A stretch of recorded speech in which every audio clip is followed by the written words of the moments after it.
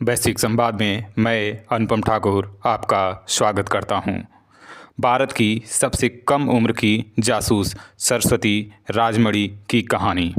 क्या आप जानते हैं कि भारत की आज़ादी की लड़ाई में एक ऐसी लड़की भी थी जिसने अपनी जान दांव पर लगाकर अंग्रेज़ों की जासूसी की। एक लड़की जिसने मात्र 16 साल की उम्र में देश के लिए वो कर दिखाया जो बड़े बड़े योद्धा करने से डरते थे। एक कहानी है सरस्वती राजमणि की, भारत की सबसे कम उम्र की जासूस। सरस्वती राजमणि का जन्म 1927 में एक संपन्न तमिल परिवार में हुआ था। उनके पास करोड़ों की संपत्ति थी। उनके पिता एक धनी व्यापारी थे, लेकिन देशभक्ति उनके खून में थी। महात्मा गांधी और सुभाष चंद्र बोस के विचारों से प्रभावित सरस्वती ने छोटी उम्र में ही तय कर लिया था कि वो देश के लिए कुछ बड़ा करेंगी।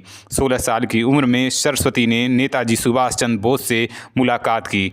बोस की आज़ाद हिंद फौज से प्रभावित होकर उन्होंने अपनी करोड़ों की संपत्ति देश के लिए दान कर दी और खुद भी आज़ाद हिंद फौज की सदस्य बन गई। यहीं से शुरू हुआ उनका जासूसी का सफ़र। सरस्वती ने अंग्रेज़ों के खेमे में घुसकर उनके प्लान्स का पता लगाना शुरू किया। वो कभी नौकरानी बनती तो कभी डांसर। अपनी सूझबूझ और बहादुरी से उन्होंने कई अहम जानकारी आज़ाद हिंद फौज तक पहुंचाई।